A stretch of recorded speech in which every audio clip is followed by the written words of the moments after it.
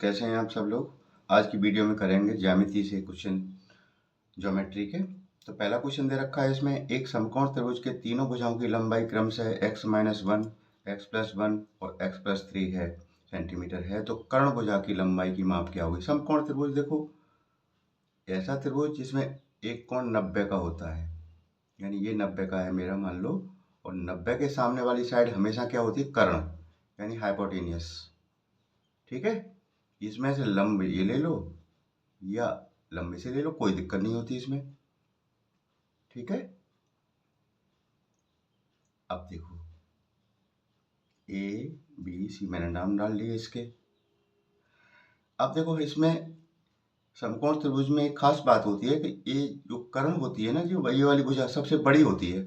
तो हमारे पास तीन भुजा दे रखी हैं, x-1 और x+1 और एक दे रखी है x+3।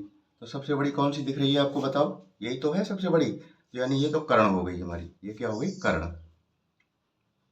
इसमें से लंब आधार किसी को भी ले लेना, लंब मान लो ये हो गई, आधार ये हो गई। सही है ना। पाइथागोरस थ्योरम आप जानते हो ना, कर्ण का वर्ग बराबर लंब का वर्ग प्लस आधार का वर्ग।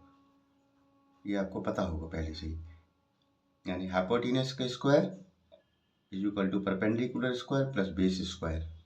तो कर्ण हमारा कितना है, x+3 है, इसका स्क्वायर कर दिया मैंने।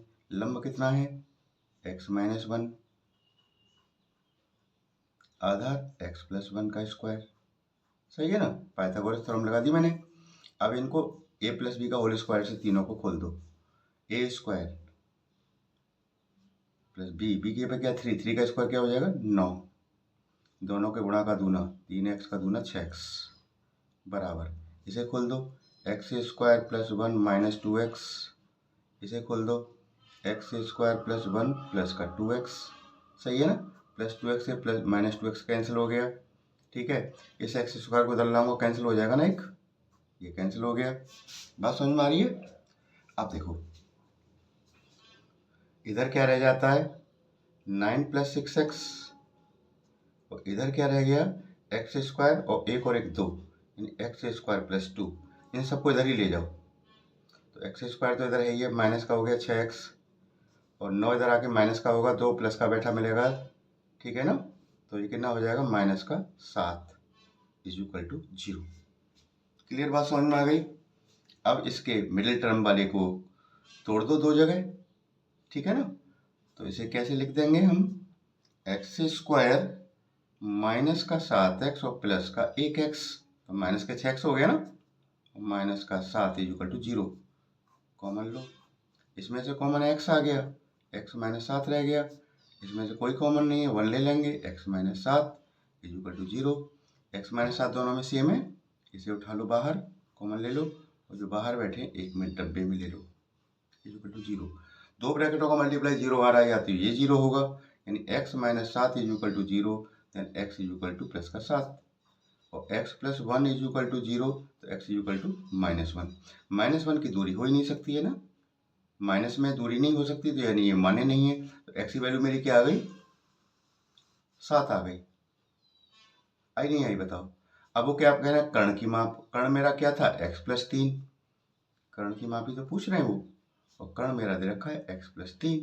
x की वैल्यू कितनी निकली है आपकी 7 और +3, तो कितना आ गया 10 सेंटीमीटर। ये आपका आंसर हो गया, समझ में आ गया ना। अगला क्वेश्चन देखो, अगला क्वेश्चन कह रहे हैं PQRS एक चक्रीय चतुर्भुज है, यदि कोण P कोण R से 3 गुना है तथा कोण S कोण Q का 5 गुना है, तो कोण Q प्लस कोण R का मान क्या होगा। चक्रीय चतुर्भुज का मतलब है किसी वृत्त में एक चतुर्भुज बना हो, उसके चारों कोने इसके परिधि से लगे हों। ऐसे मान लो ऐसा होना चाहिए कुछ, इसका सेंटर है। ठीक है, नाम दे दो P Q R और S। सही है। अब उन्होंने जो बोला है उसको ध्यान देना है आपको। उन्होंने कहा P जो कोण है ना R से 3 गुना है, यानी P जो है R का क्या गुना है 3 गुना, R का 3 गुना कर दिया। ठीक है, अच्छा, दूसरा कह रहे हैं कोण एस जो है, यानी ये वाला कोण जो है क्यू का 5 गुना है। तो एस जो है किसके बराबर है? क्यू का 5 गुना, क्यू का 5 गुना 5 क्यू। ये दोनों बात समझ में आ गई? ठीक है। एक चक्रीय चतुर्भुज की एक प्रॉपर्टी होती है कि उसके आमने सामने वाले जो एंगल होते हैं उनका जोड़ कितना होता है? 180 होता है। इसका इसका जोड़ करेंगे तो 180, इसका इसका करेंगे तो 180। ठीक है ना? अब कर देते हैं इसको। देखो, एंगल P, एंगल लगा लो, और एंगल R इक्वल टू कितना होना चाहिए? 180। सही है ना? अब P की जगह मैं क्या लिख सकता हूँ? 3R। देखो P इक्वल टू क्या 3R है कि नहीं है? यहाँ 3R ले लिया मैंने, और ये R है ये आपका इक्वल टू 180। 3R और 1R 4R 180। Then R equal to 180/4। कितने बार हो गया? ये 45। 45 आ गया ना? 4 का भाग दे दिया मैंने इसमें। बात समझ में आ गई? R की वैल्यू आ गई आपकी।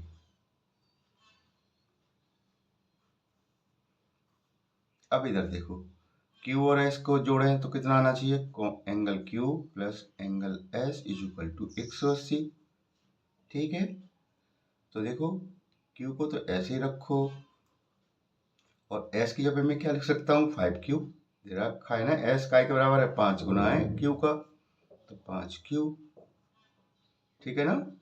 बराबर 180। 5Q और 1Q कितने हो गए? 6Q। 180। Then Q equal to 180/6, 6 18, 30 degree. तो Q आपका कितना आ गया? 30 डिग्री। अब तो क्वेश्चन हो गया आपका। उन्होंने पूछा क्या है? Q प्लस R का मान, Q प्लस R यानी Q प्लस R का मान पूछा है। रख दो, Q हमारा कितना निकल गया है? 30। R हमारा कितना निकल गया है? 45। दोनों को जोड़ दो, कितना हो जाएगा? 75 डिग्री। समझ गए ना? ये आपका आंसर हो गया इसका। और देखते हैं, इंपॉर्टेंट क्वेश्चन है काफी, देखिएगा। एक त्रिभुज के तीनों कोणों की माप का अनुपात दे रखा है, यानी जो कोण दे रखे हैं वो अनुपात में दे रखे हैं उन्होंने। 3:4:8। ठीक है, तो सबसे छोटे कोण का मान क्या होगा? तो देखो, इस तरह से अनुपात दिया होकर है तो मान लिया करो, माना कोण 3x, 4x और 8x। और हम जानते हैं तीनों कोणों का जोड़ ट्रायंगल के कितना होता है? सम उनका 180 होता है ना जोड़। तो इनको जोड़ के देखेंगे, 180 दिखाएंगे हम। दोनों तीनों को जोड़ा तो काय के बराबर होना चाहिए? 180 के बराबर। ठीक है, 8 और 4 12, 12 और 3 15, 15x बराबर 180। Then x equal to 180/15। 15 से भाग दे दो, 15 कम 15, क्या बचेंगे? 3, और 15 दूनी 30। x की वैल्यू 12 आ गई। ठीक, अब सबसे छोटा कोण हमारा क्या है? ये तो है 3x, ये 4x बड़ा है, 8x और भी बड़ा है। तो छोटा कोण हमारा सबसे छोटा कोण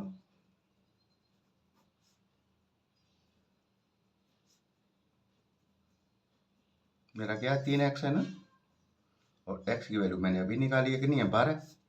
12 12 दिया 36, 36 डिग्री आपका आंसर हो गया। सबसे छोटा कोण 36 डिग्री का होगा। और बाकी कोण भी पूछता है तो x की वैल्यू इसमें डाल देना। x की वैल्यू कितनी? 12 है ना, तो 12 चौक 48 का दूसरा हो गया। 12 इसमें डालोगे, 12 96, तीसरा वाला कोण हो गया हमारा। ठीक, अब देखिए आगे वाला क्वेश्चन। क्वेश्चन नंबर 4 है, एक त्रिभुज के कोणों का अनुपात दे रखा है। कोणों का अनुपात में दे रखे हैं, सेम ऐसा ही है, सेम क्वेश्चन कुछ 1:1:2 है तो सबसे बड़ा कोण, सबसे बड़ा कोण तो ये है ना, आंतरिक कोणों के योग का कितने प्रतिशत है? कितने प्रतिशत है?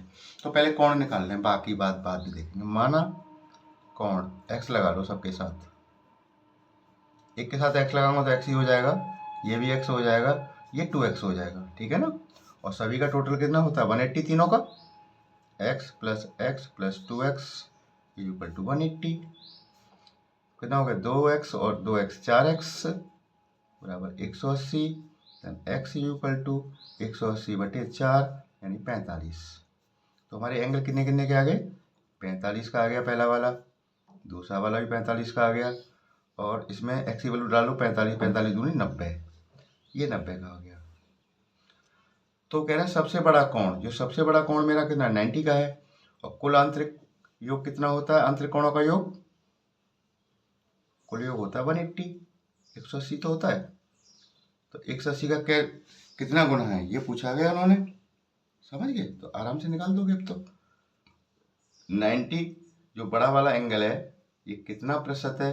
प्रतिशत निकालते हैं तो 100 का मल्टीप्लाई, और किस में निकालना है? 180 में से। तो देखो 0 से 0, 9 दूनी 18, 2 से काटा 100 को 50 बार, 50%। तो सबसे बड़ा जो कोण है मेरा 90 है, वो कुल आंतरिक कोण का योग यानी 180 का क्या कितना प्रतिशत हो गया? 50%। ये क्वेश्चन हो गया आपका। अगला क्वेश्चन देखते हैं, देखिएगा। यदि किसी समभुज का प्रत्येक दो समकोणों के बराबर, दो समकोणों के प्रत्येक कोण होना चाहिए, यहाँ मिस हो गया है। इसका प्रत्येक आंतरिक कोण जो है दो समकोणों के 3/5 गुना है, ठीक है ना? तो उसका प्रत्येक कोण लिख लेते हैं। समभुज का प्रत्येक कोण क्या कह रहे हैं? दो समकोण, दो समकोणों का मतलब 90 + 90 180 हो गया ना, 180। इसका कितना गुना है? 3/5, 3/5 कर दिया मैंने, सही है ना? अब 5 से काट दो, ये हो गया 108। प्रत्येक कोण 108 डिग्री का है साहब, सही है। अब वो कह रहे हैं तो समभुज की भुजाएं कितनी हैं? भुजाएं देखो, कोई भी 5 भुजा वाला हो, 6 भुजा वाला हो, 8 भुजा वाला हो, 4 भुजा वाला हो, 3 भुजा वाला हो, इसको भुजाएं निकालने का एक फॉर्मूला है, उसको याद रखना। तो देखो कोण इज इक्वल टू, फॉर्मूला बता रहा हूँ आपको, ध्यान रखना, n-2 इंटू 180/n। n क्या है? नंबर ऑफ साइड्स, भुजाओं की संख्या। कोण मेरा कितने का है? 108 का है। n तो हमें निकालनी है भुजाएं, 2 गुणा 180। यहाँ भी मुझे क्या है? n रखना पड़ेगा, जो n तो निकालनी है आपको, ठीक है ना? क्रॉस मल्टीप्लाई करो, n कैसे करेंगे? 108 n और 180 का गुणा कर दो इसमें, 180 n, 180 का 2 से करेंगे 360, ये तो हो गया ना? अब करना क्या है? इसे इधर ले आओ, 108 n माइनस 180 n बराबर माइनस का 360, समझ रहे? अब देखो माइनस का बड़ा है ना, माइनस का बड़ा है, इसमें से घटा दो 180 में से 108 को, तो माइनस का बचेगा 72 n is equal to minus के 360। तो n इज इक्वल टू क्या हो जाएगा? 360 बटे माइनस का 72, माइनस से माइनस हट गया, 36 दूनी 72। उसमें 20 भुजा होंगी, जो भुजाओं की संख्या है वो कितनी होंगी? 20। इस फॉर्मूला को याद रखना भैया, है ना? अगर हमें कोण दे रखा हो किसी भी समभुज का, तो हम उसकी भुजाओं की संख्या निकाल सकते हैं, और ये भुजाएं दे रखी हों तो हम उसका अंदर का प्रत्येक आंतरिक कोण कितने का हम वो निकाल सकते हैं। समझ में आ गई ना? चलिए आज के लिए इतना ही काफ़ी है, कल फिर मिलते हैं आपको नए प्रश्नों के साथ। Thank you.